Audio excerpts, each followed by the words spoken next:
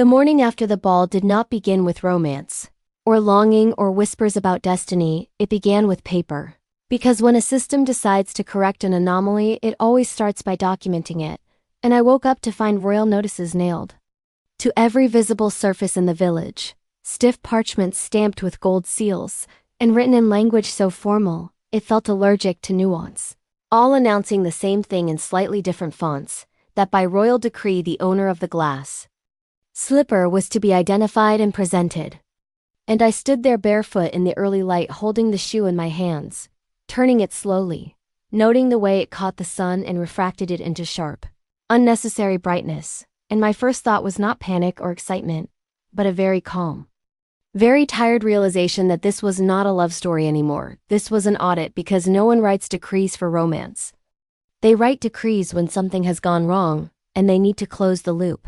So I sat down on the edge of the bed and examined the slipper the way one examines a malfunctioning product, tapping it lightly to test thickness, weighing it in my hand and noting the imbalance, running a finger along the edge and wincing at how sharp it was. And I muttered to myself, okay. So just to clarify, this was meant to be worn on stairs by humans, which immediately raised several safety concerns, none of which seemed to have been considered by the people now treating it as the single most important object in the kingdom. And as the village stirred, the search began with remarkable efficiency. Soldiers moving door to door with lists and polite smiles, asking young women to step forward and try on the shoe, not as a request but as a procedural step. And what struck me immediately was how quiet everyone was about it, how no one said love or fate or magic out loud anymore. Because those words are not helpful once a process has started. So instead they spoke about compliance and verification and closure, and when the first group of girls returned from the trial pale and shaken, whispering about how the shoe felt cold and wrong and how it cut into skin that did not belong to it, I realized the system had already decided the outcome and was now simply working backward to justify it. And when the soldiers arrived at our house, my stepmother went rigid in a way I had not seen before. Not angry, not afraid, but relieved. Because systems comfort people who believe in them. And she ushered them inside eagerly, explaining how cooperative we would be, how grateful, how honored, while my stepsisters hovered behind her, eyes darting between the slipper and me like they already knew which variable would fail. And the lead officer cleared his throat and said with rehearsed neutrality that the procedure was simple. Each eligible woman would attempt to fit the slipper, and if it fit, the matter would be resolved. And I raised my hand slightly and asked, "Before we begin, what happens if it doesn't?" And he blinked, glanced at his notes and said, "It always fits someone," which I accepted as an answer to a different question. So the stepsisters went first, because that was how the narrative expected it to unfold. And watching them struggle with the shoe was deeply uncomfortable, not because it didn't fit, but because of how much effort they were putting into forcing themselves into it. Pushing toes and twisting ankles and smiling through pain as if discomfort were proof of worthiness. And when one of them whimpered, the officer reminded her gently that resistance would not change the result. And that was the moment I understood exactly what the shoe was for, because it was not identifying the right person. It was identifying who was willing to be reshaped. And when it was finally my turn, the room went very still. Not with anticipation, but with expectation. And I took the slipper and held it up again, turning it over thoughtfully, and said, "I'd like to confirm a few things before proceeding." And the officer stiffened. My stepmother hissed my name, and I continued anyway. Because once you've seen a system clearly, it becomes very difficult to unsee it. And I said, "This shoe is being used as a verification method." "Correct." And the officer nodded, and I said, "And verification of what, exactly?" And he hesitated just long enough to tell me the answer had never been articulated. Before replying, "Identity." And I nodded and said, "So if I fit the shoe, I become the story." And the silence that followed was sharp enough to cut glass. Because that sentence landed too close to the truth. And I looked down at the slipper again and said, calmly, "Before I try it on, I need to know what happens next." And the officer said, "You will be escorted to the palace." And I asked, "And after that?" And he said, "That is not specified," which was honest at least. And I smiled faintly and said, That feels important. And declined to sit, declined to lift my foot, declined to participate. And what surprised me was not the outrage but the confusion.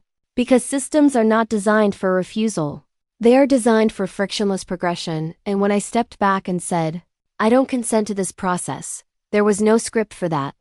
So they escalated as systems do, sending word to the palace, where committees were formed quickly and efficiently.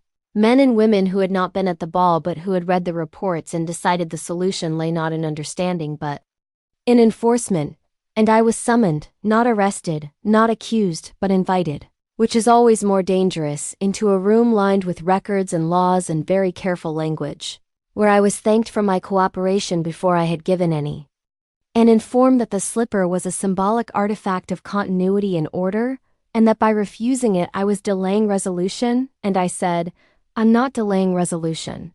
I'm questioning whether resolution means what you think it does. And they looked at me the way one looks at a problem that refuses to be simplified, and explained patiently that stories require endings, that the kingdom required closure, and that uncertainty was destabilizing. And I listened and nodded and said, so the issue isn't that the shoe fits, it's that the story hasn't finished. And someone at the table cleared their throat and said that this was not a philosophical discussion, and I said, it always is, and that was when the prince entered, not in triumph but in discomfort, because he had not asked for any of this, and yet here he was benefiting from it, and he tried to soften the moment by speaking about love and connection and destiny. And I looked at him and said, gently, this doesn't feel like love, it feels like compliance. And he had no response to that because love does not require paperwork, and compliance does. And as the day wore on, the slipper was tried on more feet, pressed against more lives, and each failure made the system more anxious.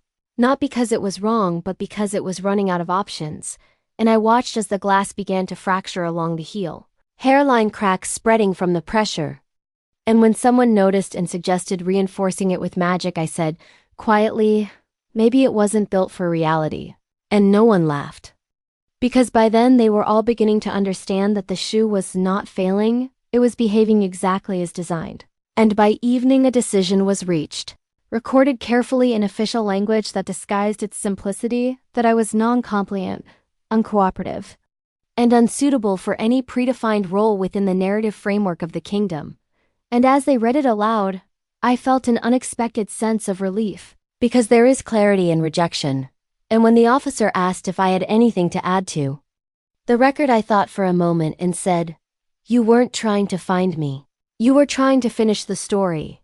And that was written down too, though I suspect it will be ignored. And as I left the room, the slipper was placed in a velvet-lined box, no longer glowing, no longer perfect, just glass, fragile and sharp. And I stepped out into the night barefoot, feeling the stone under my feet and the open air around me, and, for the first time since I arrived in this world, I understood exactly what I wanted to do next. Not to fight the system, not to fix it, but to step outside it entirely. Because if a story only works when you shrink yourself to fit it, then maybe the ending was never meant for you. And as I walked away, I thought, with a strange calm certainty, that the shoe was never meant to fit. It was only meant to make sure the story could close, and I had decided finally not to help it do that.